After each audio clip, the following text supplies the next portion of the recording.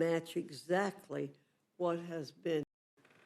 People got better opportunities and bigger paychecks, and the people at the lower income spectrum got the biggest benefit from TCJA. Mischaracterization may be an understatement for how they describe tax cuts for the rich. And let's remember, the top 10% of income earners are paying 70% of our salary, the lights, and the entire freight of the federal government. So when we talk about tax fairness and equity, they have an interesting perspective on that. Thank you. I think the word mischaracterization of what they're saying is a kind way to say it.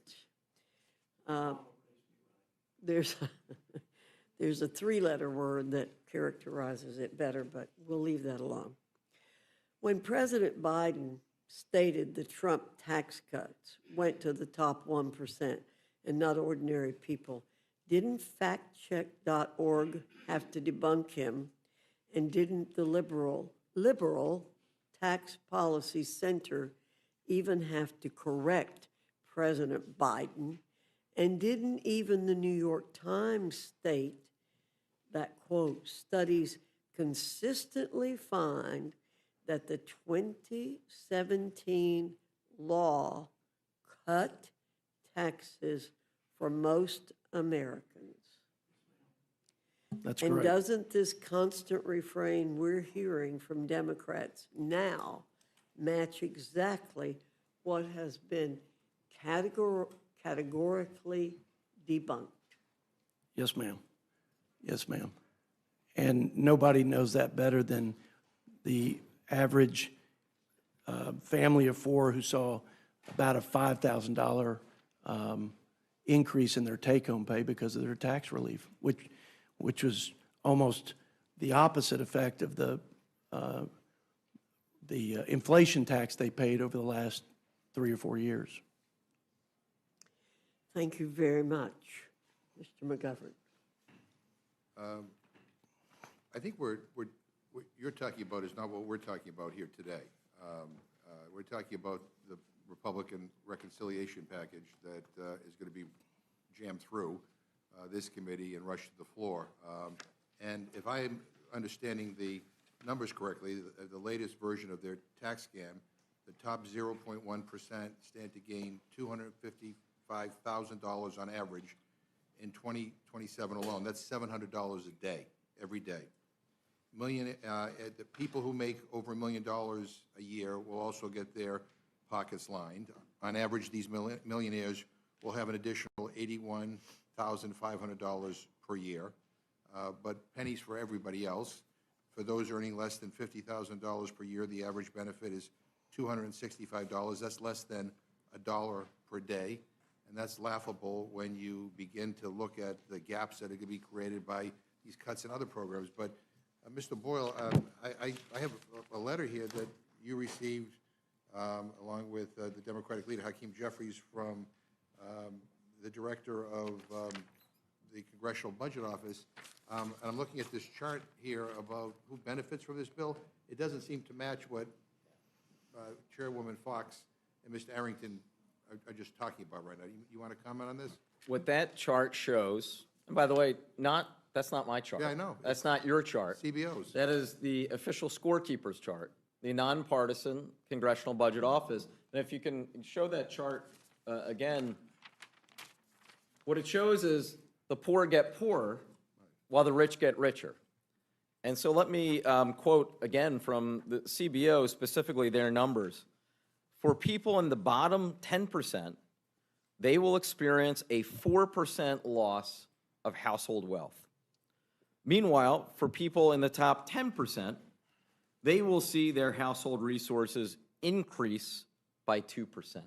It is as simple as that. And I ask unanimous consent that this be entered into the record, Madam Chair. Without objection. My view on legislation is that if you believe in the legislation, you ought to vote for it. If you don't believe in it, you ought to vote against it. So I would say to my friend Chairman Arrington, if you believe the stuff that's contained in this reconciliation bill, if you think these priorities are the right priorities, and if these represent your values, then by all means, vote for it. I'll disagree with you. I mean, I could spend all day here, because I'm also on the Agriculture Committee, and we had a lengthy hearing on the impact of the nutrition cuts on average people and on states, too. There's an unfunded mandate here as well. And it's going to be significant. But if this bill represents your values, I'll just say for the record, it doesn't represent my values. And so, you know, we're just going to have to agree to disagree. But, you know, let me ask you a question, though, Chairman Arrington. I mean, this is the Rules Committee print of what we're talking about. Is this Rules Committee print in front of us, is this the final version of the bill, or a change is going to be made? Sir, it's the final version of the bill until the manager's amendment is changes completed, will- and so then changes we'll will be know what made, those okay. definitive changes are. So are negotiations still ongoing? And if so, with whom? Where are they, and in what room? Shouldn't you be in that room instead of being here right now because you're the budget chair? I mean, during the markup, during the budget markup on Sunday night, you said that you weren't aware of any changes being made, and then my colleague on the Rules Committee, Mr. Norman, on this committee, followed up saying he was happy with the direction, with the changes that were being made. So which is it? So changes are going to be made. Well, I'd say there have been a lot of conversations and discussion and healthy debate within the conference. But as far as I'm concerned, my job was first to make sure that the budget targets were achieved, and they were. So we had a balanced budget reconciliation bill. That was our job to affirm that in the Budget Committee. As to what changes, I don't know of any definitive changes until I see it on paper. Lots of things change, as you know, Right, yeah, in this no, process. But in the Budget Committee markup, you said that we would have an official score from the nonpartisan budget experts at CBO before we vote on this bill. And when will we get that score? I believe we will still have a score on the final bill. So you think we'll get the score before we vote on it? That's my expectation. And if we don't, would you recommend that we hold off until we get the I think score? we got a lot of the bills scored at this point. My expectation is that they'll have the bill scored. Yeah, but with the changes, yeah, I mean, one of the things about CBO is it talks not only just about the, you know, the impacts on the deficit and the debt, but also on like how many people will lose health care benefits or, you know, and other benefits. So you know, any change will impact our constituents differently. And so I guess I just want to, I mean, do you think it's okay for us to vote on this bill without knowing how much it will cost the American taxpayer or how many people will get kicked off of their health care? And I mean, if you're saying we should, you know, we should absolutely have a final CBO score before we vote on this, I could live with that. I just don't, I want to make sure I'm understanding what you're committing to or not committing to. I'm committing, my expectation is they'll have all the scores, Mr. McGovern, but I think they know the various machinations and what that will do to ensure a certain number of people who receive, for example, Medicaid, who are in this country illegally under the policies of President Biden, and what that will change when we put prohibitions against taxpayer funded services going to be via clear, illegal. I'm not looking for a prediction. I'm looking for kind of certainty about Yeah, what sure. we will be. Mr. Boyle, as you know, statutory pay-go, which stands for pay-as-you-go, is a law that requires tax cuts and spending increases to be offset, meaning that they do not add to the deficit. If at the end of the year, congressional legislation collectively violates pay-go, those deficit effects trigger across-the-board cuts to programs like Medicare. Does this bill trigger statutory pay-go? Yes, and it's not me saying it. It is the Congressional Budget Office confirming it as of a couple hours ago. And look, this is really the breaking news, because when the Budget Committee kicked off this process approximately 3 months ago, there was a commitment by President Trump that there would be no Medicare cuts in this piece of legislation. And indeed, over the last several months, there's been no discussion of Medicare at all. There has been of Medicaid, but not of Medicare. Well, here we are tonight because, as you explained, because of the size of the deficits, because of the pay-go or pay-as-you-go act, that would trigger sequestration of Medicare, and it would total over $500 billion. The official figure that CBO confirms is $535 billion in cuts to Medicare. And this bill doesn't waive statutory pay-go. No, it does not. So this will have a direct impact on Medicare and the federal budget, which is, again, I think a lot of people who are, who are not following this as closely as you are probably are not aware of and will be surprised to learn about tomorrow. Chairman Hill, as you know, military service members and veterans are disproportionately targeted and endangered by financial fraudsters. And the CFPB, whose funding Republicans are aiming to cut by roughly 70%, received nearly 85,000 financial complaints from service members and veterans in 2023. And the CFPB has provided $363 million in monetary relief from enforcement actions that involve harm to service members and veterans. Our colleague from Connecticut, Mr. Himes, spoke on an amendment in your committee that would prevent funding cuts to the CFPB from harming veterans and service members. I mean, this seems like a common sense amendment to me, yet not a single Republican spoke in favor of it. No one on your side even spoke up to explain why they were in favor of not moving this amendment forward, which again, I think threatens the financial safety of our service members and our veterans. So at the end of the day, I mean, this amendment was voted down.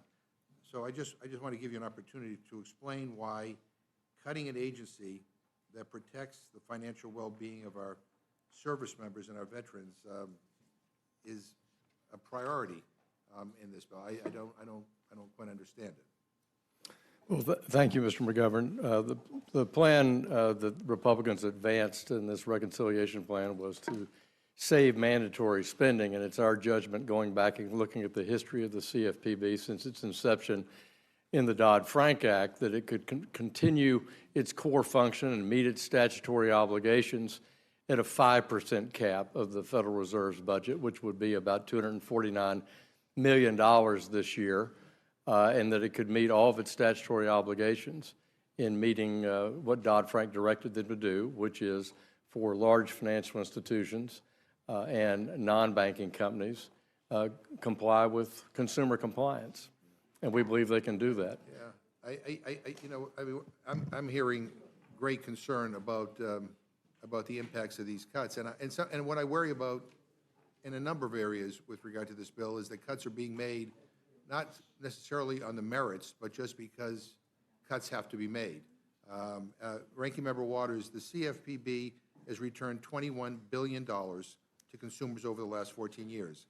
If Congress proceeds to slash 70% of the CFPB's budget, a vital agency whose sole purpose is to protect American consumers in the financial marketplace, would the CFPB be still be able to fight for consumers and seek remediation when they are harmed with this kind of cut? Thank you very much for that question, Mr. Absolutely not. The Consumer Financial Protection Bureau is extraordinarily important for consumers. I sat on the conference committee of the Dodd-Frank reforms when we created the Consumer Financial Protection Bureau. A lot of work had been done by Senator Warren and others. But I want you to know, prior to the Consumer Financial Protection Bureau, the consumers really had nowhere to turn. They had nowhere to really lodge their complaints. And this is very important because now, with the Consumer Financial Protection Bureau and the excellent work that has been done, they've been able to return $21 billion over 14 years to our consumers. I want you to know that our consumers, the victims, are mostly the least of these. These are people in poor communities, in not only in inner city, but in rural communities. They are the victims of everybody with a kind of a broad scheme that see them as vulnerable and target them. I want you to know, without the Consumer Financial Protection Bureau, we would not have been able to deal with the big fines that we had to do some of the largest banks in this country that were literally, in many ways, had less risk management that they should have, and all kind of errors and mistakes and fraud was taking place. And so this proposed cut of 70% literally would kill the Consumer Financial Protection Bureau. And I want you to know that even, and I'm recalling, when Mick Mulvaney was acting director of the Consumer Financial Protection Bureau, he basically said, I'm bound to execute the law as written. When he first went in, he did not request any money. And then in one quarter, he and I think one other, Kathy Kramager, when she was there, requested almost the maximum amount in one quarter of $249 million. So this is extraordinarily important. All of us, Democrats and Republicans alike, should care about our consumers, about our voters, about the fact that they need the money that they earn. Hard-working people to put food on the table, to pay the rent, getting ripped off in so many ways and nowhere to turn would be absolutely disastrous. Thank you. The oversight portion of this bill would reduce pay, pensions, and protections for current and future federal employees. The bill would force the federal workforce to foot the bill for tax cuts for billionaires and comes as the Trump-Musk administration is carrying out a cruel, full-scale assault on the federal workforce. The American people and the life-saving services they rely upon will suffer the most as a result of Republicans' efforts to purge the federal government of its dedicated, high-performing public servants and politicize the delivery of basic needs and services to our veterans, our children, and our seniors.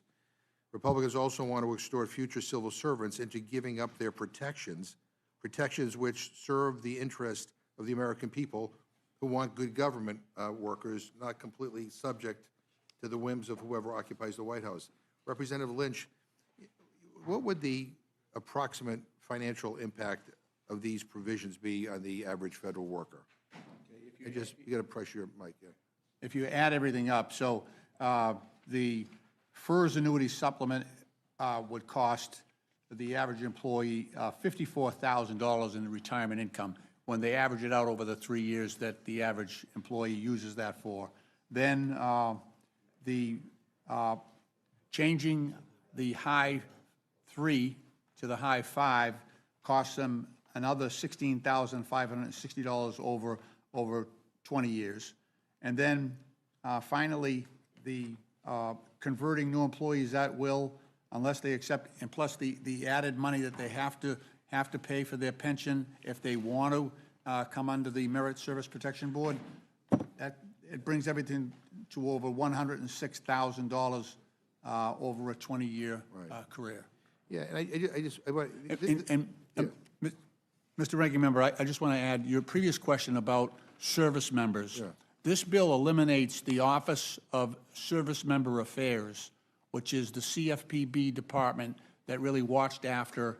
If you go to any of these Army bases, you get onto Fort Hood, outside the bases are all these money services and you know, their short-term loans, things like that, payment systems that are exploiting these young service members and their families. That office that used to protect them is being eliminated in this bill. And what would the effect on our nation's nonpartisan civil service be of effectively extorting new hires to become at-will employees? I mean, would we see the same level of nonpartisan excellence? It would gut it. So the estimate is that 75% of our federal employees, remember, these are new people coming into the workforce, they would reject paying the extra money for their pension and instead become, they would become at-will employees. So because they have no pension at the end, they're probably going to be relying on, you know, public assistance instead of being allowed to build a pension for themselves during their working lives. And Chairman Comer, is it correct that under this legislation, your pension contributions don't increase, but a newly hired VA nurse or Department of Defense education activity teacher who wants workplace protections from political purges would pay 5% more of their salary towards their pension than they would under the current law? Well, they would have a choice. They would have a So choice the to, answer is yes, right? they would have a choice to be an at-will employee and make more money, or be a traditional Yeah. government employee, Yeah. like what you all There's something prefer. that to me is inherently wrong about all of this. I mean, we should want a federal civil service that represents the best of the best. I disagree. I think that, You may disagree with that, that's fine. no, I but don't do. disagree with that. I think it's okay to give people a choice. Right. Give federal employees a choice. They can make decisions. The government doesn't have to make every decision for everybody, including all the government employees. Government employees can have a choice here. Right, but the incentives here are backwards, which that's the point I'm trying to make, is that I think there's an attempt by this administration, and you may agree with it, to basically politicize our federal workforce, to make everybody just say whatever the administration wants, and that's it. And I think this is about incentivizing that. But let me just say, my final, to Ranking Member Smith, from your time on the Armed Services Committee, it is clear that you understand the value of defense spending and investing in our military. Do you believe that an increase of $150 billion for defense over the $848 billion provided to the Department of Defense in fiscal year 2025, and with few guardrails, makes sense when the pay for is devastating cuts from essential programs for the American people like Medicaid, Supplemental Nutrition Assistance Program, which is SNAP, and student loan and grant programs at the Department of Education? I do not, and then that's why I voted against it in committee and opposed this. I mean, adding $150 billion to defense is debatable in and of itself, but where it's coming from, as I think a number of people have articulated, it's coming from all these other programs. It's also coming from just borrowing the money. And I will also say we do not yet have a national security plan from the Trump administration. We've heard that they want to cut 8% from certain aspects of it. We haven't seen what that is, so we don't know what the plan is for this $150 billion. It is spread out over 4 years, by the way, not all in the first year. And let me just add my final point here. I mean, many have expressed concerns with how Secretary Hegseth has managed the Pentagon, prioritizing loyalty over competence, decimating the military and civilian workforce, and undermining the effectiveness of the Department of Defense. Given that chaos, is now an appropriate time to gift the Department of Defense an additional $150 billion on top of the $858 billion that they already received in FY 2025? I mean, do you have any concerns about this? I do, and I know, please. So that was a central argument that House Democrats made during the markup. We have seen Secretary Hegseth struggling to run the department well. I think it's up to like 5 of his employees have quit or been fired in the first 3 or 4 months. They've had highly critical things to say about the way the department is being run. Obviously, they don't know how to control secure information securely. And again, they don't have a plan in terms of where they're planning to spend. We don't even have an FY26 full budget yet. So, no, I don't think this department can be trusted with that. I want to thank all the panel for being here. Again, as I said before, this bill doesn't represent my values, and I'm going to be part of an effort to fight like hell to defeat this. This is bad for our country. I yield back. Thank you, Mr. McGovern. Mr. Scott, you're recognized. Thank you, Madam Chair. And Chairman Rogers, I'm going to come to you in just a second to talk about the investments through DOD, but I just want to make sure my understanding of the current tax law is that the top tax bracket starts for married couples filing jointly at $731,200, and that rate is 37%. Is that correct, Mr. Arrington? Yes, sir. Now, in our piece of legislation, do we reduce that 37% tax bracket for people making above that level? Do we reduce that bracket? That is the reduced bracket that we extend. It is 37% going forward, though. Yes. That's correct. It is an extension. So Yes. we're going to, the tax rate is going to be the same. That's correct. And there's a far cry from someone who's making $731,000 and someone who's a billionaire. And so I think there's a little, as my grandfather would say on those hot summer days as we pulled in the cow pasture, a little bit of smells like money in the argument that this is billionaires when we're simply extending the bracket, and that bracket starts at $731,000 for married filing jointly. And while those people are certainly doing quite well, it's a far cry from being a billionaire. Mr. Rogers, as you know, I returned from the border on Saturday, and I got an opportunity to meet with some of our troops down there, as well as the men and women with the Border Patrol, who are doing an exceptionally good job now and could have been doing that job over the last 4 years as well. And one of the things that amazed me is that, and this was actually Border Patrol that told me this, that they were, by default, paroling people into the country, even if they had visible gang tattoos.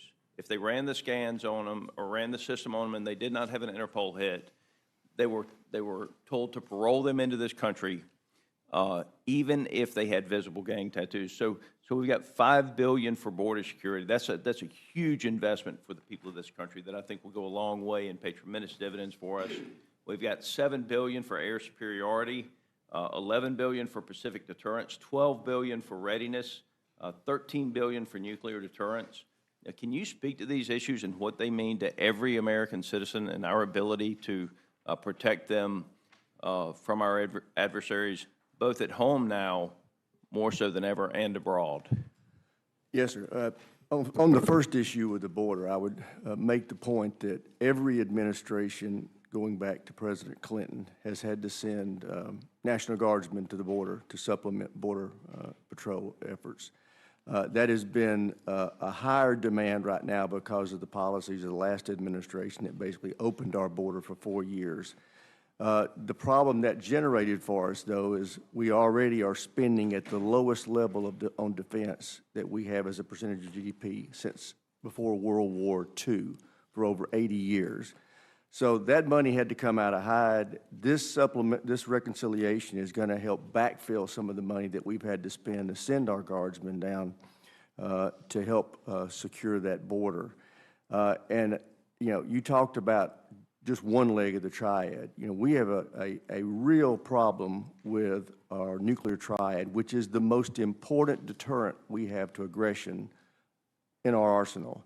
The Sentinel, which is going to replace the Minuteman III, the ICBMs, is way over budget, behind schedule. These are 1970s missiles that we have got to replace, and we've got to have the money to do it. This reconciliation goes a long way toward that. Our nuclear submarines, which are the most valuable element we have in the triad, we're behind on both the Virginia class and the Columbia class. This puts a lot of money toward getting them caught back up. We just have a lot of elements. You've heard about the Golden Dome, which is really a layered level of defense against attack that we have been needing for a long time. This puts $25 billion against that threat. I can go on and on. There are many threats. I really disagree with the argument that the $150 billion isn't needed. The fact is, this is just the first installment of what we need to start to get our defense back to where it should be so that we deter aggression and stay out of wars. Mr. Rogers, thank you. I want to be respectful of other people's time. There's an additional $9 billion investment for service member quality of life, $34 billion for shipbuilding, which will be a lot of jobs that we need in this country.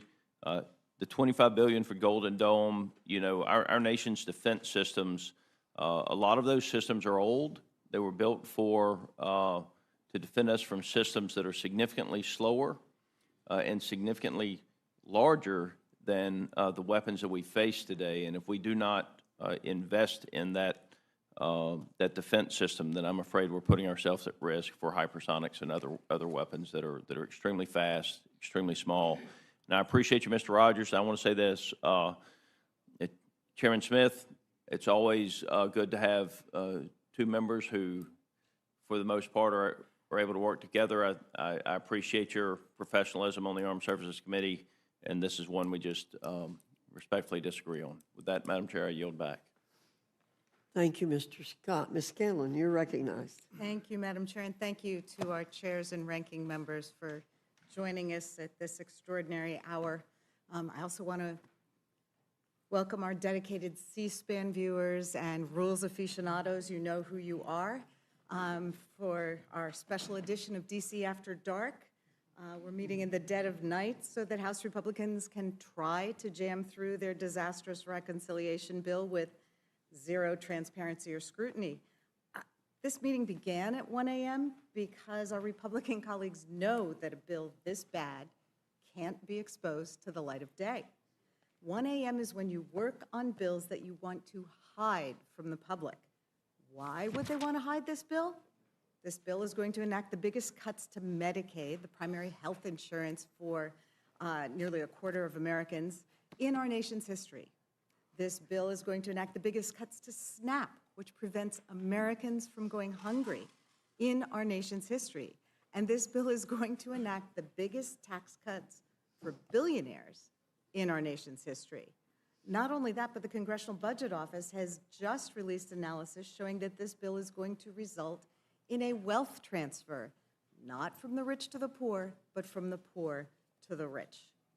It's a bill for which there's still no agreement to guarantee its passage. That's why some of our members here aren't here right now. They're out there trying to cut some more deals with the Speaker in the White House. And these deals aren't just tweaks, but if our colleagues' tweets are to be believed, they're so significant that those deals are going to determine whether or not this bill passes at all. Although if it does pass, it's going to be a strict party line vote. So after months of debate and deliberation in the Republican caucus, certainly not bipartisan debate with Democrats, House Republicans still don't have an agreement. What have you been doing all this time, other than lying about whether or not you were going to cut Medicaid? You've had multiple member meetings with the president, committee markups that went for dozens of hours, and you still haven't ironed out disagreements. Not only is it sloppy, it's disingenuous. We're meeting in the dead of night to consider a terrible bill, and you haven't even drafted or shared some of the most critical parts of the bill. Haven't shared them with your Republican colleagues, haven't shared them with the other half of Congress, and most importantly, you haven't shared them with the American people. As the chairwoman acknowledged when she gavelled us in at 1 a.m., if Republicans are able to pass their rule tonight, it will include a magical manager's amendment that will allow them to change the bill before it goes to the House floor. A manager's amendment that none of us have seen, that we won't be able to review or debate or change. And when we do get that magical amendment, it's likely to be dozens of pages long and include significant changes to the underlying text, to make last-minute changes, changes that will move around hundreds of billions of dollars. These deserve transparency, these deserve scrutiny, and these deserve debate. As some Republicans have suggested, y'all should probably go home for the long weekend, collect yourselves, and come back to rules when you actually have an agreement. We're here in the middle of the night, of course, because the Speaker and President are trying to rush this bill through by July 4th, a timeline that doesn't seem plausible even if Republicans manage to jam their BS version of this bill through the House this week. It's clear they don't have the votes. The deadlines are made up just so they can jam the bill before anyone really knows what's in it. And for all your consternation over this or that provision of the bill, no matter what agreement the House reaches after this tortured process, y'all know that the Senate is going to rewrite the bill anyway. Senators, Republican senators, have said this bill is a non-starter. And in addition, since the bill has not yet been finished, we don't have a CBO score, how much this bill will cost. We don't have any score except on prior versions of the bill. All we have are some back-of-the-envelope estimates cobbled together by Republicans in their backdoor meetings. Mr. Roy and Mr. Norman have long been big advocates for making sure that we have a CBO score. So it's hard to believe they're going to think it makes sense to pass a bill that doesn't yet have a CBO score, where hundreds of billions of dollars worth of taxpayers' money is penciled in by staff with a calculator, maybe a slide rule, possibly an abacus, or, are they going to, as seems likely, throw caution to the wind and cave again because the president told them to? Of course, business leaders and economists are calling this bill an economic disaster. that will add trillions to our national deficit by extending the tax cuts for billionaires at the expense of American families, just like the 2017 tax cuts did. We've seen this play before. The rich get richer, and the American people, working families, get left holding the bag.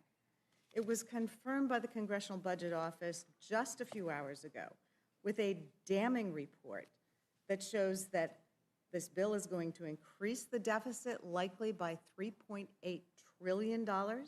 It's going to cut billions from Medicaid and SNAP, and it's going to reduce household income for poorest Americans and raise household income for the richest Americans. We can't emphasize enough how insanely rushed this bill is. You're proposing major health care changes that will impact every American, whether they get their health care through Medicaid or Medicare or some other source. The impact of those Medicaid cuts will reverberate throughout our health care system. Cuts to Medicaid will push hospitals, nursing homes, and health clinics into bankruptcy. And when those places close, it's going to be harder for everyone else to get health care. Now, turning to the panel before us, Mr. Arrington, Mr. Boyle, I assume you both saw last week's news that Moody's downgraded the United States credit rating. And I'm sure you've read about it because one of the biggest reasons for the downgrade was extending these unfunded tax cuts for billionaires.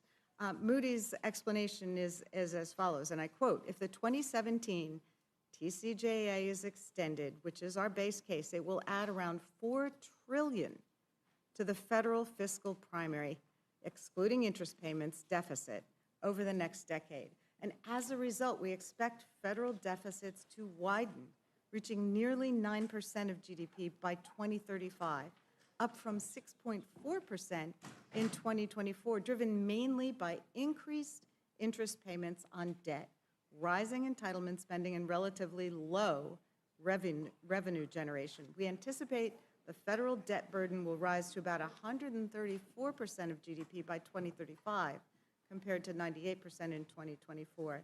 So doesn't it worry any of you on that side of the dais? It certainly seems to be what you've been talking about. It seems like a pretty damning indictment of the fiscal situation the Republicans are putting us in, and one that is going to become worse if they pass this bill. There's also this tidbit from that liberal journal, the Wall Street Journal, earlier this week. And I quote, investors sold U.S. government bonds and the dollar on Monday, after Moody's ratings late last week stripped the U.S. of its last AAA credit rating, citing large budget deficits and rising interest costs. Adding to the nerves about America's debt trajectory, the House Budget Committee approved a tax and spending bill Sunday that is projected to add trillions of dollars to that deficit. And another Wall Street Journal article this week was entitled "The Stark Math on the GOP Tax Plan. It doesn't cut the deficit." That article put it this way: the plan won't reduce federal budget deficits and would make America's fiscal hole deeper.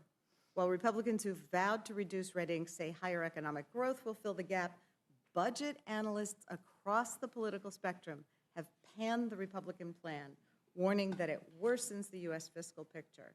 So there's no way around it. Your math ain't mathing. And the consequences are going to be disastrous for the entire country. Now, as we've been looking at this bill over the last few months, as it has been clear that it was going to require drastic Medicaid cuts, we do have this breaking news this evening that it's also going to impact Medicare. Mr. Boyle, this is a major revelation, and it's exactly why this bill is not ready for prime time, barely ready for the 1 a.m. time. So can you talk about how this is a backdoor cut to Medicare, which is going to cut for seniors, and what's going to happen if the bill passes?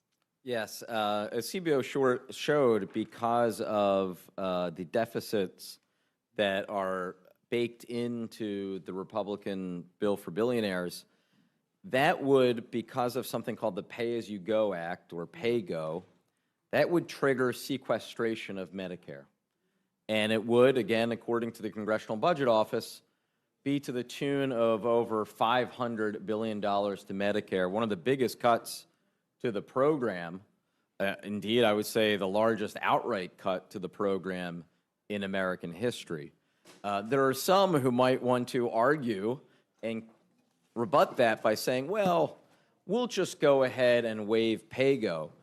It's actually impossible in reconciliation because it would not meet to the requirements of the Byrd Rule. So you cannot waive pay-go. These cuts to Medicare will happen if this bill becomes law. Thank you. That's obviously really concerning. Now, we've talked a little bit already about the fact that there isn't a CBO score for whatever the current version of the bill is, but we also know that there are ongoing negotiations about this bill.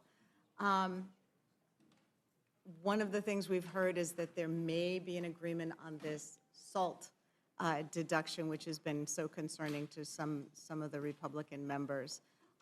Is that agreement with respect to SALT likely to increase the deficit or decrease the deficit? Well, I mean, obviously, if the SALT cap is raised even further than what was in the bill that was voted out of Ways and Means and passed out of budget when we basically put all of the component parts into one, then basically one of two things would happen. Either the majority would have to find even more cuts in order to pay for the loss of revenue, or you would simply see these deficits increase by even more. Okay. That's what I thought. Thank you. The prints from Oversight and Financial Services aren't too great either. It's in these committees that our Republican colleagues snuck in some really bad stuff they're hoping will get lost in all the headlines about taxes and Medicaid. I'm really concerned by the Oversight Committee's contributions to this bill because the proposed changes to the federal employees' retirement system amount to a major pay cut for our nation's civil servants. It's a cruel policy. It takes earned compensation away from millions of hardworking people just to make a paltry dent in the staggering cost of their tax giveaways. So I know we're going to talk about the tax cuts later, but this is a multi-trillion-dollar handout to millionaires, billionaires, and Fortune 500 companies. It's the biggest government handout of all time. And to shave some dollars off the cost, Republicans are going to cut 13 million people off their health care, and it's going to force a punitive pay cut on federal employees. Mr. Lynch, I think you said 2.4 million employees. These are the public servants who work for you and me and our families and neighbors all across America, and they often do so for less pay than they would receive in the private sector, not because they're dumb, but because they're committed to public service. They give us tomorrow's weather forecast and tell us whether we need to shelter from tornadoes and floods. They prevent crop blight and the spread of dangerous diseases like bird flu. They make sure that the respirators used by coal miners and surgeons actually work. They make sure our food is safe to eat and our water is safe to drink. And these people whose pay is being so casually cut are FBI agents, Coast Guard employees, and doctors and nurses at VA facilities. So at a time when the FAA is struggling with staffing shortages that are impacting air travel, Republicans are going to make that problem worse by cutting the pay of air traffic controllers. These provisions are an unmitigated mess. I'd like to think that we can all agree, no matter the size or shape of the federal government, it should be effective and responsive to the needs of the American people. It should be able to efficiently carry out these core responsibilities, and the provisions in this bill are undermining our ability to do that. So, Mr. Lynch, can you speak to how the oversight provisions in this bill are going to impact federal employees, including those serving in roles that are critical to our national security, our health, and our transportation safety? Absolutely. Thank you for the question. Your reference to the VA is very astute. So in a city like Boston, our VA nurses probably earn between 25 and 30% less than the nurses at the private hospitals, and there are a bunch of them, right? So now what we're seeing happening is that because of the shortage of nurses that occurred after COVID, a lot of nurses just retired. Now they're pulling nurses from the VA. They're leaving the VA and they're going to work because they've got less hours, they got more pay, more benefits. So we're competing now. And you know, this is going to make it much more difficult to retain those nurses. And the ones that have been there a while are the most valuable, right? It takes a while to get a nurse trained up, you know, and fully skilled. It takes a few years. And, you know, so that's created a huge shortage in that whole metropolitan area. And that's happening all over the country where nurses are leaving the VA, doctors in some cases as well, therapists. So we're creating this real shortage at the VA. Our caseload, so right now we have a 250,000 backlog of cases at the VA because we don't have the personnel to respond to that need. So we're really in a crisis. You know, obviously the suicide hotline, we've laid off people there, which is ridiculous because we've got a crisis on our hands right now. So all of this will exacerbate the problem. You've hit on that in your remarks already, but this just amplifies the problem, you know, tenfold with these cuts. They'll be leaving in droves. Your remarks about the VA are very well taken because I've heard the same thing from the VA facilities in my region, that the staffing cuts and the potential for pay cuts, the standards that are requiring nurses and doctors at the VA to see so many patients that they feel that they are not only not helping the veterans who they're trying to serve, but in some cases, the standard of care is becoming harmful. And under those circumstances, we are starting to see an exodus of doctors and nurses from the VA, which this bill is only going to put on steroids, I'm afraid.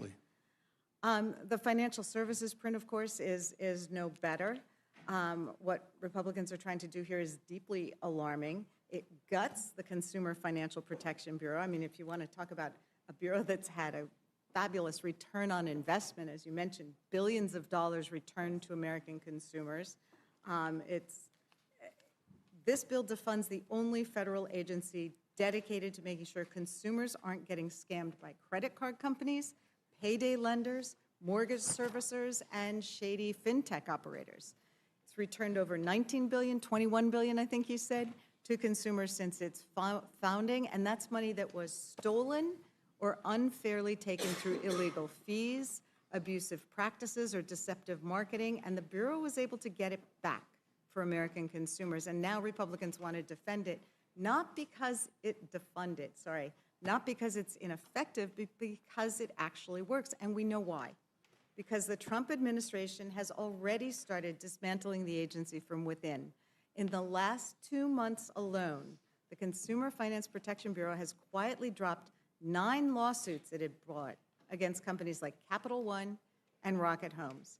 Years of investigation and enforcement work has been tossed in the trash with no accountability and no restitution for consumers. It's also frozen dozens of ongoing investigations, many into companies with long records of abuse. These companies have been accused of everything from improper loan servicing and unfair interest charges to failure to protect sensitive consumer data. And now, thanks to new political leadership handpicked by the Trump White House, those investigations are dead. Investigators can't call witnesses, issue subpoenas, or even talk to company lawyers unless they get direct political approval, and that approval isn't coming.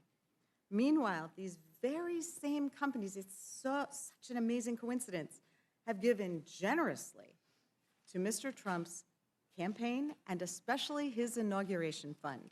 Meta, the parent company of Facebook under investigation for allegedly misusing consumer financial data, donated $1 million to the inaugural committee. Greenlight, a fintech company accused of misleading families about debit card access, is backed by a Trump-aligned venture capital firm. And Elon Musk, whose company is launching a new mobile payments business, posted "delete the CFPB" on his social media after Trump's election. And of course, we've heard quite a bit about how much he's donated. So this isn't policy, it's payback. This is what happens when you let billionaires and campaign donors write the rules, and now House Republicans are trying to finish the job by defunding the CFPB entirely. So, Ranking Member Waters, can you speak more about this apparent corruption happening at the CFPB? Well, let me, allow me to say to you, Ms. Scanlon, you aptly described what has been happening with the Consumer Financial Protection Bureau. It is one of the most needed and effective agencies of government that have done everything that you said they've done to assist our consumers. The Consumer Financial Protection Bureau has been hated by the Republicans ever since it came into its existence. They have tried to kill it, and we've been in court all the way to the Supreme Court on several issues, and we keep beating them back. But now, Trump and this administration want to cut them, even though we tried to protect them when we created them by having their financing come directly from the feds rather than going through the Appropriations Committee. And they tried to attack that and other ways by which they thought they could get to the Consumer Financial Protection Bureau. They're finally coming up with ways by which they think they can do that.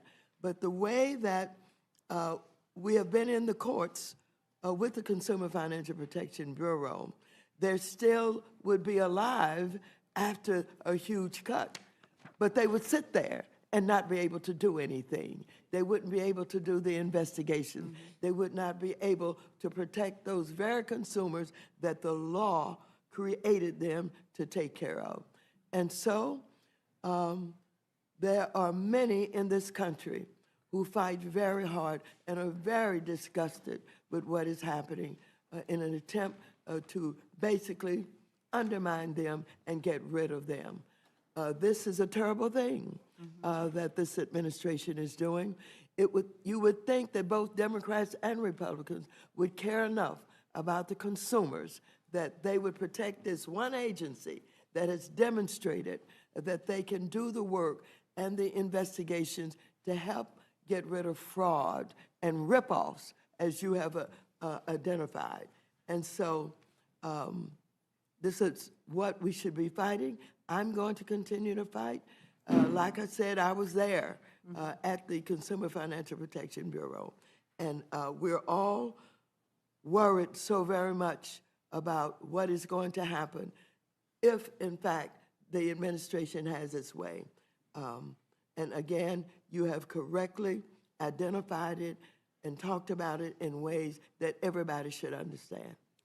It's really stunning that an agency that has been this successful in protecting American consumers is being zeroed out, when the only folks who are going to benefit are going to be large corporations and folks who are taking advantage of Americans. And apparently we don't, but I would hope that we would have bipartisan agreement that an agency like that should remain in place. I'll yield back. Thank you, Ms. Scanlon. Mr. Jack, you're recognized. Thank you, Madam Chairwoman. And Chairman Comer, given that I serve on the Oversight and Government Reform Committee, I will focus my line of questioning on you. And I'll just note from the outset, too, that you've done an incredible job with your leadership with the committee. You do a great job for your district, for the Commonwealth of Kentucky, and our country. You referenced this in your opening testimony, but could you just clarify for the committee your legislative jurisdiction over mandatory spending? It's pretty narrow, is it not? You're exactly right. Let me say, you're a good member of the Oversight Committee, Mr. Jack. We're glad to have you on there. But our jurisdiction was very limited to mandatory spending. All we had that would fall in the legislative jurisdiction would have been the federal employee benefits. Fair enough. And it's my understanding that federal employees get a hybrid pension that consists of both a 401k type defined contribution plan known as Thrift Savings Plan, or TSP, and a defined benefit annuity known as the Federal Employees Retirement System, or FERS. How do these benefits contrast with those offered in the private sector? Yeah, you're right. The private sector employers have shifted away from defined benefits towards defined contribution retirement benefit programs in recent years. And unlike what's provided in federal service, few private sector employers actually maintain both such benefits for retirees. In fact, a recent Department of Labor report indicates that only 15% of private sector civilian workforce had access to both defined benefit and defined contribution plans. And a question many of my constituents ask is, do taxpayers fund pensions for federal employees that are generally more generous than the ones they themselves receive? And are there any credible recent studies on that?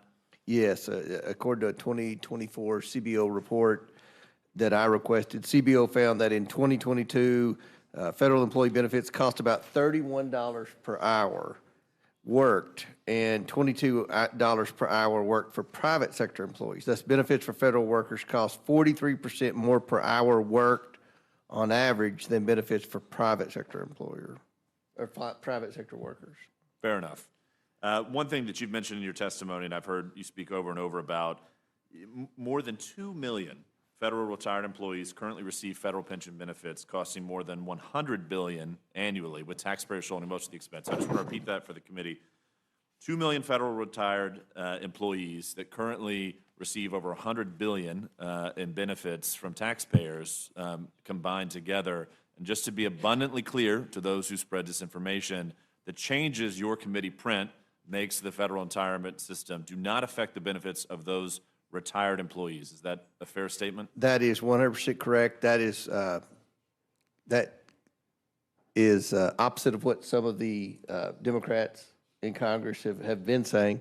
It does not affect those. The benefits of those are already retired are not impacted, and the change we make to the FERS benefits, the supplemental retirement benefits, takes effect for those retiring after 2027, so that's a 2-year delay. Exactly. And just to clarify, for those future employees, people that may not be hired for years from now, I think they're given a choice when they're hired. Right. It changes in that aspect, but for those retired, it does not. But could you just walk us through what happens as it relates to those who may be hired in the future? Yeah, in the future, they're going to have a choice. They can be an at-will employee, or they can be the traditional government employee that Mr. McGovern cherishes. And if they're an at-will employee, they would receive a higher benefit. If they want to be a traditional employee that's protected with the very generous federal employee personnel laws that are on the books, then they can do that. So I think this is our proposal saves billions of dollars, and I think it gives federal workers a choice.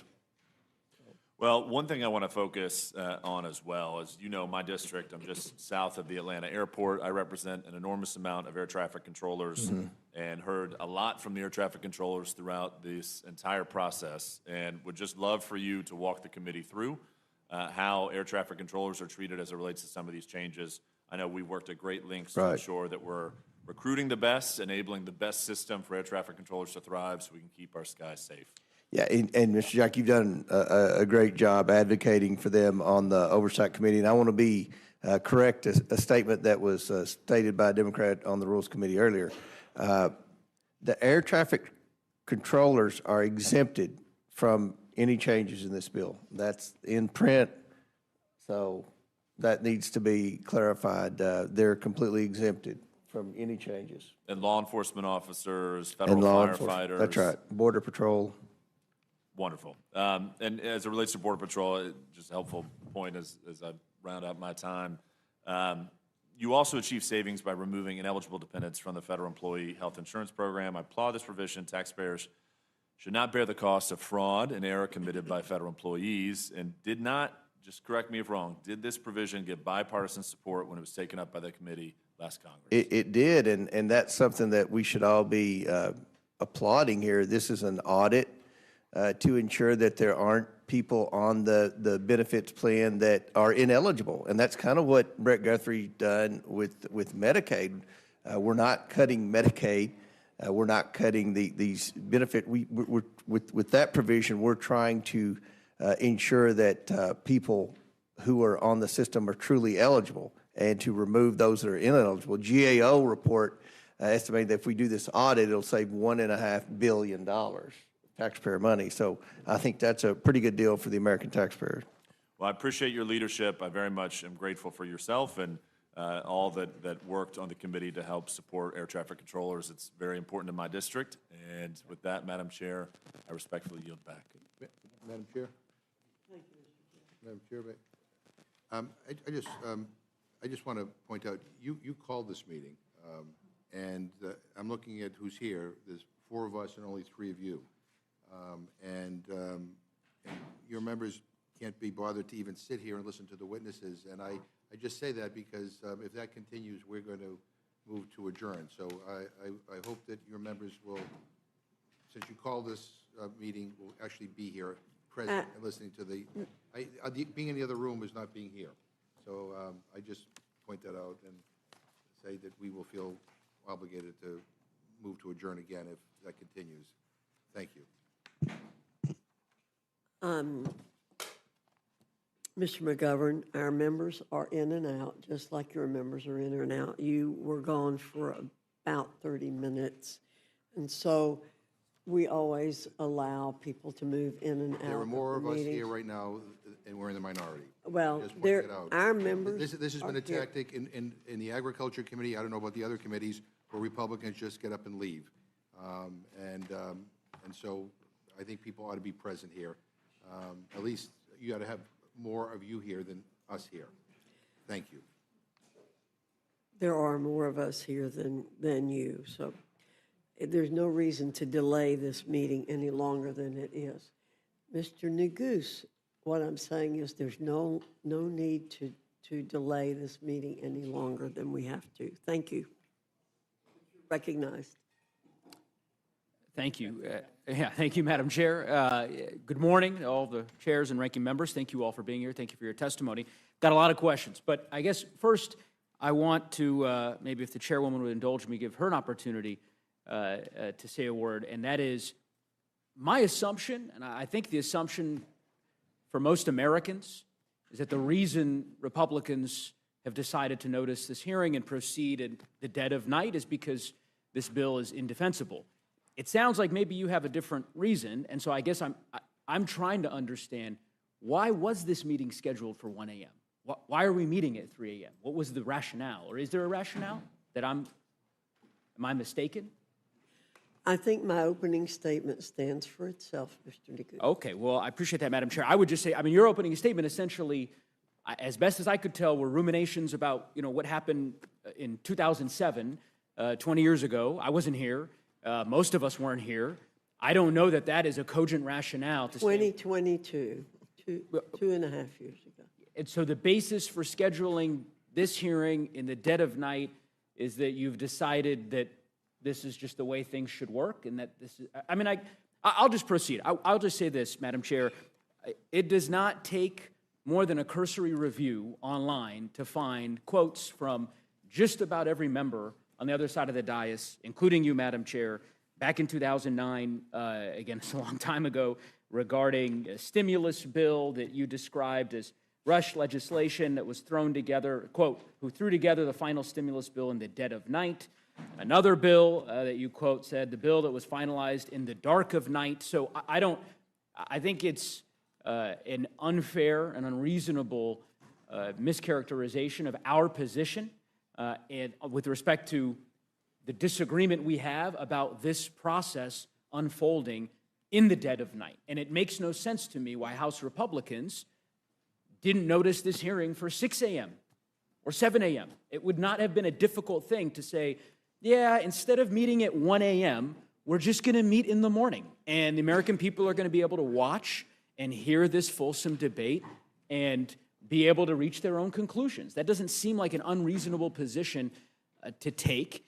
And I suppose, and maybe I'll start with Chairman Arrington, because I know him to be a reasonable person. Welcome back to the committee. I don't know. Now I'm nervous. Well, I don't think you were here in 2007 either. Maybe you were. No, I was not. I don't think you were.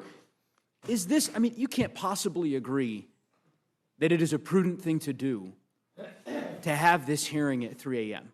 I mean, is this how you imagined legislation would be made in Washington when you were running for Congress, Mr. Chairman? Really? I imagined that we would have the sense of urgency to complete the task in the time frame that we set. And so the 5 hours between doing it at 1 a.m.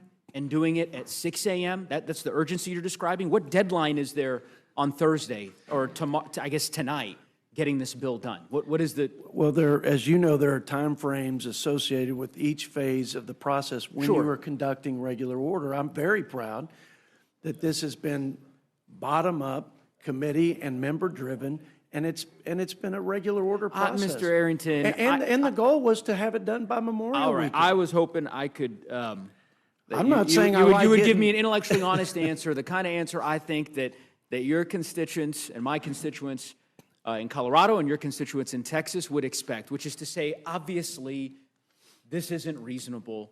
It does not make sense. This isn't transparent to hold hearings at 3 a.m. on a bill of this size and this scope and this scale. That's not in the best interests of the country. You could just as easily delay it 5 hours, let the American public have an opportunity to listen to this debate, and then vote on the bill on Thursday. And all of you could go home for the district work period. So I don't, this false sense of urgency for 5 or 6 hours makes no sense. It's and again, I understand that's your rationale. I think the American people are smarter than the House Republican caucus are giving them credit for. They know what this is about, and when they wake up, invariably, later this morning, and they find that this bill was reported out of this committee in the dead of night, I think they'll reach their own conclusions about House Republicans' commitment or lack thereof to transparency. And just for the record, because I want to be an equal opportunity advocate here with respect to some of your colleagues on the other side of the aisle who serve on this committee, who apparently have decided not to attend the very hearing that they demanded we hold in the middle of the night. But they have spent years condemning late-night rule committee markups and bills that are reported out. Mr. Norman, I'm just going to read some of his greatest hits. This is from 2019. 2,300 pages, less than 24 hours to read, debate, and vote. Oh, and $400 billion added to our national debt. That's an ex post. Another one. New swamp minibus dropped at 2 a.m. It was actually earlier, I guess, than where we find ourselves today. We're expected to vote on $1 trillion in spending tomorrow. It's 1,000 plus pages. This won't be good. Diving in now. Another one. You never be expected to sign a 1,000-page document to buy a new car in a day. Why should Congress be expected to sign off on 1,000-plus pages resulting in $1.2 trillion in spending in a day? That's our colleague, Mr. Norman. I'll be very interested to what he has to say when we wrap this hearing up at 10, 11 a.m. later this morning. Mr. Arrington, I want to talk about the deficit. I've known you historically to be, I thought, somewhat of a deficit hawk. At least that was my, is that a fair characterization? That is fair. At least prior to this bill. Even with this bill that Let's get into reduces that. the deficit. I'll ask you a couple questions on that front. Okay, so here's a press release. This is from March 25th of this year. A gentleman by the name of Ray Dalio. I haven't had the pleasure of meeting him. It says, Ray Dalio to House GOP. This is on the House Budget Committee's website. Cut the budget deficit to 3% of GDP. This was his admonition to you and to your Republican colleagues that it was a laudable goal to try to get the deficit to 3% of the GDP. Do you agree that that's a laudable goal? Yes. Is that something you're passionate about? Absolutely. What's fascinating is that the Committee for Responsible Federal Budget just issued a press release today. You might have heard it. You might have read it. I'll read you the headline. House bill would put 3% deficit far out of reach. So this goal that you have, that you seem to be particularly passionate about, is one that is not embedded in this bill that you're asking your colleagues to support, according to the Committee for Responsible Federal Budget. You're familiar with that organization? I am. And I think they've featured you at different times. I think they've applauded you, if I'm not mistaken, in the past. They're good people, and good people can disagree. Let me read to you what these good people have said about your bill. They have said, and I'll quote, unfortunately, the House Reconciliation Bill, the One Big Beautiful Bill Act, would increase deficits significantly. The House Reconciliation Bill would put the 3% deficit target further out of reach. These These are your allies. I mean, these are people who are fighting for a responsible federal budget, who've been imploring the Congress to take deficits seriously. A month ago, you had folks coming in saying, Mr. Chairman, get to that 3% target. Yeah. And now you have these experts that you've praised in the past telling you you're way off the mark. Make it make sense, Mr. Chairman. Well, to get to a 3% deficit to GDP, which would stabilize the debt, you've heard the Secretary of Treasury establish a similar metric, would take $7+ trillion in spending reduction. It's a great goal, and it's a clear one, and it's measurable. But just like coming out of the World War II, 120 roughly % debt to GDP, we're comparable to that today, actually have exceeded it. It took time. And I would say this is a substantial effort and step to begin bending the curve on debt to GDP. So my analysis is different from my friends in the organization that you mentioned. Different isn't the word I would use. I mean, different is one opinion, is a bit of a deviation. They are saying you are wrong. I didn't quote it length. I mean, I'll just keep reading here. In 2027, we estimate the House reconciliation bill would boost deficits to about 7% of GDP, which is more than double Besant's, the Treasury Secretary that you referenced, proposed fiscal target, 1.8% of GDP above current law and 0.7% of GDP higher than a simple extension of the Tax Cut and Job Act's individual provisions. What they're saying, I think, is that if you just simply extended the tax bill and didn't do anything else, you would reduce the deficit more than what you've done here. I don't know how that could be even possible. Well, I'm reading their press release. But we reduced, just let's think through this. We reduced spending by $1.7 roughly trillion. And they're suggesting by extending the tax cuts without that reduction in spending, we would be better off. I think I can tell you why. And I'm happy to give the ranking member of the Budget Committee opportunity. It's because of the tax breaks that you have given to the richest Americans embedded in this bill, such that at the end of the day, the savings that you've described ultimately don't put the dent into the deficit that you proclaim. Ranking Member Boyle, you can correct me if I'm mistaken about that. I like you both, but Neguse has the better side of the argument, I think quite clearly. I would point out a few things. The Committee for Responsible Federal Budget is, I have to say, admirably independent, and at times they are an equal opportunity afflictor of both sides of the political divide, depending on the piece of legislation that's coming down the pike. Their credibility is quite clear. They've been consistent when it comes to deficit and debt, and they are calling out the intellectual dishonesty in this piece of legislation. There's actually a conservative think tank called the Manhattan Institute, which indicates that the Republican bill is actually the most expensive piece of legislation since the 1960s, since Lyndon Johnson's Great Society. So it's no accident that Moody's chose this past Friday to, for the first time in American history, downgrade our debt. They've been withholding joining the other two credit agencies, one of which had downgraded our debt back in 2011 when the Tea Party Congress drove us right up to the brink in terms of whether or not we would have a debt ceiling crisis.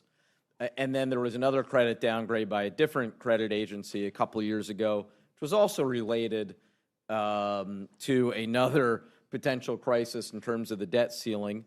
Though that credit downgrade a couple of years ago did also reference the future trajectory of our debt. And now here we are with Moody's, for whom the trajectory, because of this legislation, of our deficits and debt was finally what prompted them to be the last of the three credit agencies to downgrade our debt. So finally, as you pointed out, what we're seeing in the bond market, that can't be spun. That can't be papered over with a gimmick like current policy baseline. The reality is these markets are charging us more now for our debt, which means higher mortgages, higher auto loan rates, higher costs for the American people. Yeah, I couldn't agree with you more, Ranking Member Boyle. And as I go through the constellation of the entities and the individuals that have opined as to the impact of this bill on the deficit, it's pretty clear to me the conclusion. Apparently, the CBO, the Committee for a Responsible Federal Budget, I was unaware of the Manhattan Institute's conclusions. I guess we'll add them to the list. By the way, Republicans also, Republican senators, right? I mean, Chairman, you're aware of, we don't have to go through the litany of the statements. I mean, I'm happy to read them to you, but you're aware of what Senator Rand Paul and, other colleagues of yours in the upper chamber have said about this bill and about their concerns regarding the deficit. Well, it's 3 a.m. Why not? I'll offer a few of these. May as well. This was Rand Paul today. Apparently, the Speaker, I guess, met with the Senate Republicans, and this is Rand Paul's quote. Quote, the Speaker basically said that conservatives just have to live with raising the debt ceiling $5 trillion or $4 trillion, which is a historic amount. And I'm one conservative who won't live with that. Senator Ron Johnson, this is a week and a half ago, quote, the one big beautiful bill, I never thought I'd be quoting Senator Johnson, but anyway, I digress. The one big beautiful bill that Congress is working on is certainly big, but beauty is in the eye of the beholder. Too often, the reality of these budget debates get obscured in details, politically charged issues, and demagoguery. Under every scenario now being considered, federal debt continues to skyrocket from its current level of almost $37 trillion. And I could go on. So Republican senators, the CBO, the Committee for the Responsible Federal Budget, my Democratic colleagues, everyone who's looked at this bill seems to conclude it is going to blow up our deficit. Everyone but you, Mr. Chairman. And I just can't understand why. Would you like me to explain? Yes, sure. Well, I don't know if you know what the annual average GDP was during Trump's tenure prior to COVID, and I'm not going to ask you the questions. I appreciate that. But it was close to what the annual average GDP rate was for President Biden, actually, if you control for COVID, around 2.8. It was 1.8 when President Trump took over in his first year of his first term. He was able, because of the pro-growth policies, including the Tax Cuts and Jobs Act, but also massive deregulation efforts, America First trade, et cetera, good energy policy, was able to move the needle by an entire 100 basis points, which over the budget window is about $3 trillion.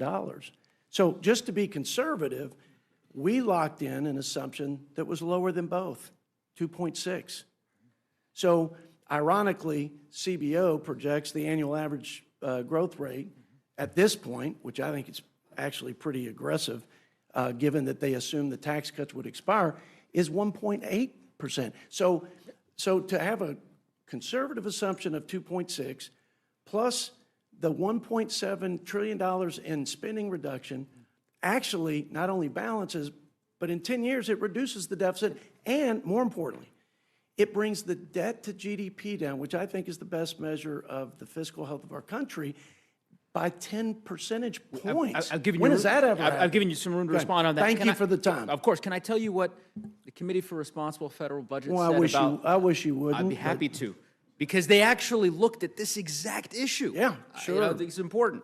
And they said, and I'll quote, most analyses have found that the House bill, that the House bill would have either a modest positive or modest negative effect on output and would not meaningfully change the annual growth rate. Yet even with the concurrent budget resolution's assumptions of 2.6%, the very percent that you just identified, average real annual growth, which is quite optimistic in the near term and highly unrealistic over a decade, deficits would remain well above the 3% target. Mr. Chairman, look, I get it. It's one source, but we've been through this routine previously. Yes. I know when you testified in front of the committee before. I recognize you're here selling a product that I honestly don't think that you agree with, but, I understand the assignment. And so I will just simply tell you, I don't think that this bill is in the best interest of the fiscal health of our country, and there's a reason why virtually every expert has reached the same conclusion. I want to ask some questions of Chairman Hill, if he might indulge me. So can you just describe to us, Chairman Hill, the impetus behind the Public Company Accounting Oversight Board? Public Company Oversight Board, what we've done is we've transferred. No, not what you've done recently. I'm asking, why do we have it? How was it created? It was created during the crisis around the failure of Enron. That's right? So it's in the wake of Enron, in the wake of WorldCom, in the And wake there was of... an assertion by the Congress at that time that all public accounting firms needed an independent regulatory body. Correct. And that assertion, you probably are aware, was supported by an overwhelming majority of the Congress. It was. You know how many... And so we're continuing that I know. oversight of public... Do you know how many members of Congress voted for that bill to create the Public Accounting Oversight Board? The vast majority. Very few people voted no. 431. Yeah. 431, signed into law by President Bush, right? And you all have chosen to eliminate it, right? Not true. You're not eliminating it. No, we're transferring the authority to oversee the public accounting from the PCAOB to the SEC. To the SEC, got it. But you're not allocating any funding to the SEC to actually perform these duties, right? There's no money in this bill for that. We are taking the fees that were being charged to the companies and eliminating those fees. I understand you're eliminating the fees, yeah. So my point is, you've said, we're you said I'm not saving dismantling the agency, but we're moving it to the SEC. But we're not giving the SEC a dime to do any of these critical accounting functions that virtually every Republican in the United States Congress supported a mere 20 years ago, right? We're cutting the mandatory spending that is in this, currently in the budget for the PCOB, transferring those authorities to the SEC, and I'm sure they can come to the Congress for appropriations. Got it. So in the interim, there will be no public accounting oversight activities, right? Yeah. That's not true. The work of overseeing the public accounting firms will continue. By who? We've contemplated that in the bill in the terms of the phase-out. It's in the reconciliation bill. Describe it to us. I mean, I guess I'm trying to understand. You're saying it gets moved over to the SEC. There's no new funds. There's no mandate that there be... There's a phase-out period in the reconciliation bill, and that will afford the SEC the opportunity to seek appropriations. So does the bill it gives the SEC the opportunity to seek appropriations. So until that agent, and of course we have no idea as to whether or not the Congress will ultimately consent to that appropriation request. There's also no language in this bill that mandates that the Public Accounting Board, the personnel who work for this entity now that's been in existence for 20-some-odd years, are rehired by the SEC. That's true. Okay. This is coupled with, obviously, we've gone to great length, and Ranking Member articulated well the cuts to the CFPB, and I know you don't contest that, the 70% cut, obviously, to the Consumer Financial Protection Bureau. We're taking the cap of the amount of money the CFPB can request from the Fed from 12% to 5%. It's not being cut, as the gentleman from Pennsylvania asserted, to zero. It's also not the only agency that does consumer compliance in the financial services sector either. I understand your rationale with respect to that secondary part, but I just want to zero in here on the financial piece, because I guess my read of the bill was that it will significantly reduce the funds that are available for the CFPB to be able to perform the duties that it's responsible for executing under federal law. The CFPB is often lost in federal court time and time again for exceeding its authority, proposing regulations that are not statutorily approved, proposing new functions that are not statutorily approved by Congress. And we believe that the money that is in the 5% cap is adequate for them to do their compliance responsibilities under the Act. Yeah, again, I'm not a gotcha question. I hear your rationale for opposing the CFPB. I was just trying to get a better sense of... I didn't say that. I said we think this is the adequate that's funding. adequate for them to perform the function, but that it is a significant reduction in the resources that they have. And I understand... In FY 2019, it was exactly around $250 million.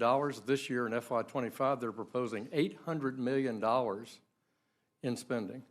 And yet, in our view, the spending is adequate to be at $250 million, looking at their own analysis of their own personnel, compared from when it was at its full initial Got it. operating phase in 2012 and comparing it to today, we believe it's adequate. Okay. Financial Stability Oversight Council, reducing funding by 90%. No. No? What we've done is the fees that are the budget for the Financial Stability Oversight Council, which is supported by bipartisan members in the Congress. We're simply saying that it's the actual expenses. So the Office of Financial Research, where that revenue takes place, we've looked at the 3 years average use to support the FSOC's operation. We've capped it at that 3-year average level for the actual functioning expenses of FSOC. We're not eliminating FSOC. We're not eliminating the funding for FSOC. I want to give the ranking member an opportunity to respond, and perhaps she can clarify if I'm misunderstanding the nature of the way in which FSOC's funding will be implicated. So I'd like to have that clarified.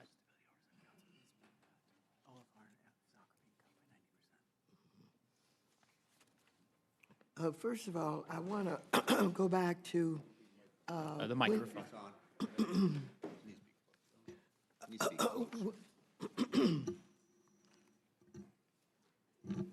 I want to say a word about the PCOB that is being transferred. You talked about the fact that the PCAOB was being transferred to the SEC. And you wanted to know whether or not there were any funds that followed that. And the answer by Chairman Hill was that they could come and ask for more money. But it is really a lot more serious than simply whether or not they have the money. They had a hard time getting an agreement with the Chinese that are in our financial markets. But under the Biden administration, they were able to work out an agreement with the Chinese that was very, very important. Now, that agreement does not extend to the SEC. And so that means that the SEC, the auditors won't be able, perhaps, to deal with China, Germany, and a lot of the other places. So this is very, very serious, and I just wanted to say that. Next, you were talking about the council. FSOC. About why it is so important and what is happening to it. Well, the council is very important because we are at a time when all of these crazy tariffs are being initiated by the President of the United States of America, and we have rising inflation also. This means that the cost of loans are going to be much more expensive. I want you to know that investors around the world are freaking out, unsettled about what is happening. And so what you have is not only the unsettlement, but the uncertainty that is being created by these tariffs. And we haven't talked a lot about tariffs here tonight. And the president is giving all these excuses why he wakes up in the morning and decides that he's going to change the amount of the tariffs. And he said that the reason that we're having all these tariffs is they aren't paying their fair share, going to use the new money that he's going to collect for manufacturing, et cetera, et cetera. He's going to do all of that. However, I want you to know that these tariffs are being placed on bananas and coffee, and that has nothing to do with what he's saying he's going to use the money for. So the council is so very important as we take a look at what needs to be known with this crisis that's being created and how the federal government could get involved much sooner than what happened in 2008. And so we need it. If you just take a look at what happened with AIG, which is one of the biggest problems that had to be corrected, they got in charge of that, and they were able to not only give new oversight, but it was restructured, and it was no longer a threat. So it's very important to have the council and the research that goes along with it. Well, I would say, thank you, Madam Ranking Member, and I would just say, Mr. Chairman, Chairman Hill, I respect your expertise. I know you've worked on these issues. I know you've served in the Treasury Department, and I understand the policy reasons that you might have, and We were directed, and Mr. believe. Nuggies. Well, let me finish. It wasn't a question. That you believe with respect to some of the changes that you're seeking to make. My simple suggestion is that the changes you are making to the Accounting Board, to the CFPB, to FSOC, taken together in the aggregate, all of these agencies, these entities were created for a reason, right? And they were in the wake of very serious financial crises that engulfed our country. And I don't think that it's in the best interest of American consumers to pursue these kinds of changes. I also think they're policy changes, and that, you know, ultimately, if the parliamentarian in the Senate is abiding by precedent, that they shouldn't make it through the birdbath, but that's a different inquiry. So, in any event, I will move on. My final question to Chairman Comer. Mr. Chairman, so with respect to the exchange you were having with one of my colleagues earlier about the exemptions that you all crafted into the bill regarding air traffic controllers, that's in relation to the at-will, this distinction essentially between giving federal employees the choice of choosing the at-will employment versus non-at-will employment, federal protections, but a higher retirement contribution. Am I right that that's what the exemption is applying to? What's that? I mean, I don't understand your question. Why don't you describe to me, I wanted to better understand the new language, the language that you all have adopted regarding air traffic controllers and law enforcement. They're exempted from any changes. Any of the changes that you all are making with respect to the federal benefits system. That's correct? Yes. Okay. That didn't exist in the original bill, or was that not the case? There were exemptions for Border Patrol, and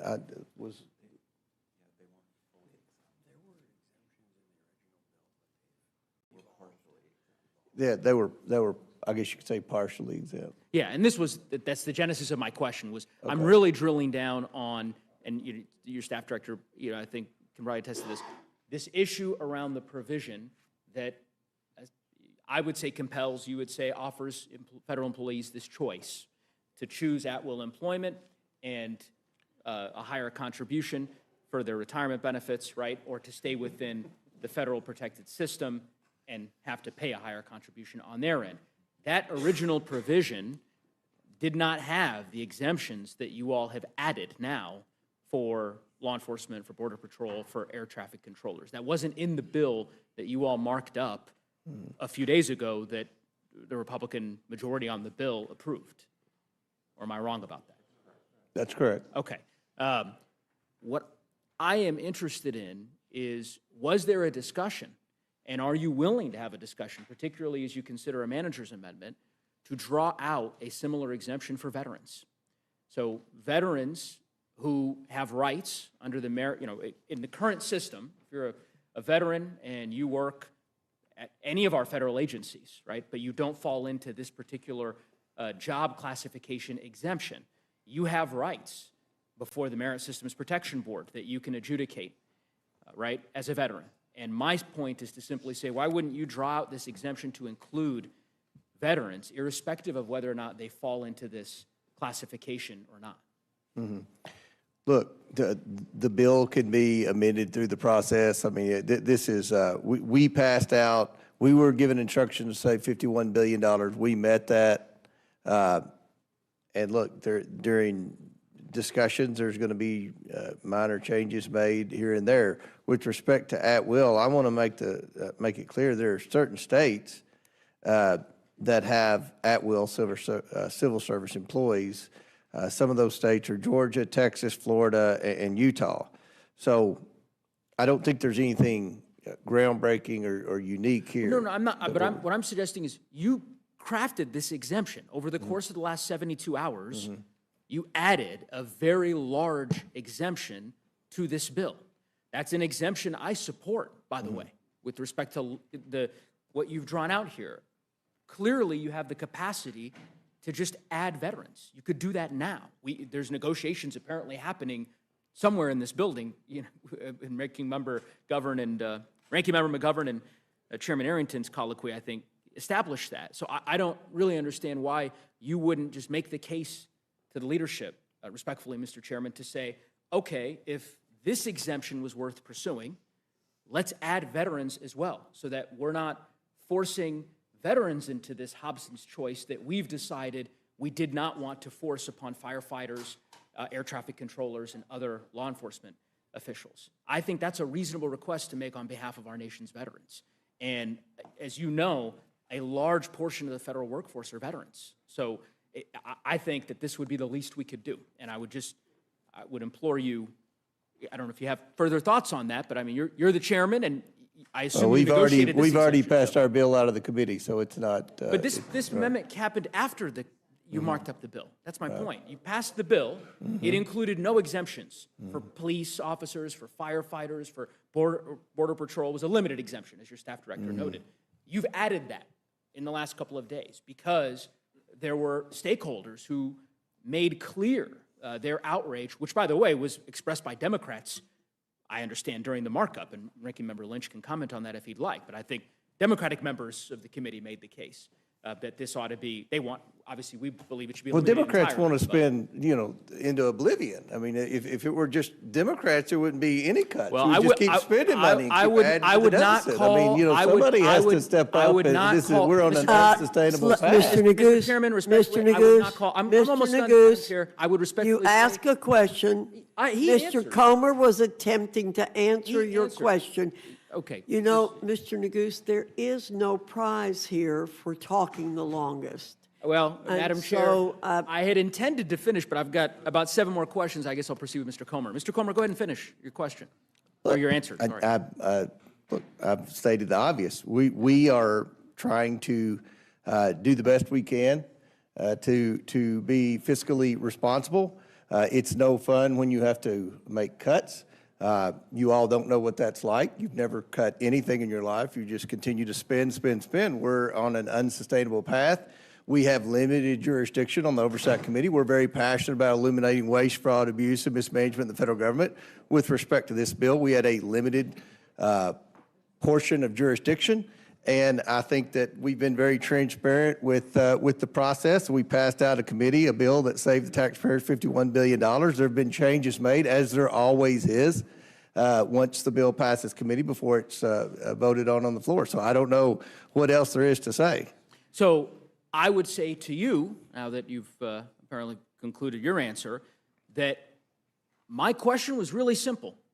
Really simple. I wasn't asking you to draw out exemptions for this category of folks and other categories of folks. It was very simple. A simple question, which was, are you willing to consider carving out an exemption for our nation's veterans in the same way that you drew out an exemption after the committee marked up this bill?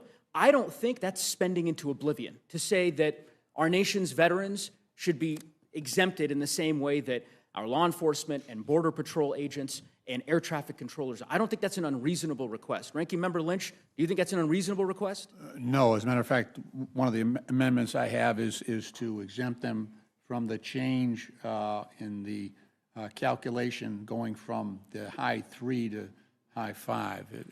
We would maintain the veterans at the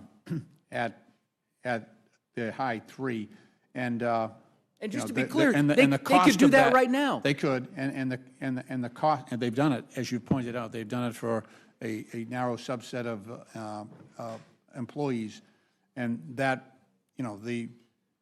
the high 3 instead of the high 5 was about $16,500 per employee over 20 years of retirement. Not a huge sum of money, but definitely appropriate, given that a veteran must have served honorably and discharged honorably for them to be eligible for these benefits. Yeah, well, I couldn't agree more, Mr. Lynch. And again, Republicans are negotiating right now as we speak on SALT deductions and tax credits and any host of issues that members of your caucus have. And I would think that the least they could do is entertain, or at least not treat it so gingerly that the response of, oh, it's spending into oblivion because we have a simple request. It was the only question that I asked you, Mr. Comer, and so I'm taken aback by your answer. But anyway, I will yield back the balance of my time. I thank the ranking members and the chairs for being here. Thank you, Mr. Neguse. Ms. Houchin, you're recognized. Thank you, Madam Chair, and thank you to all of our witnesses for being here this evening, and particularly to our committee chairs for their hard work on this reconciliation bill. Many hours have gone into this, many hours of debate outside of tonight in broad daylight have gone on this bill. I want to make a few points before I get into questions, and that is in response to a few of the things that have been said by my colleagues on the other side of the aisle. One of the things that's been said is that this is a transfer of wealth. What I would say to that is that the only transfer of wealth, resources, and protection of the American people that is occurring right now is a transfer from the American people on behalf of illegal immigrants. That's what's been happening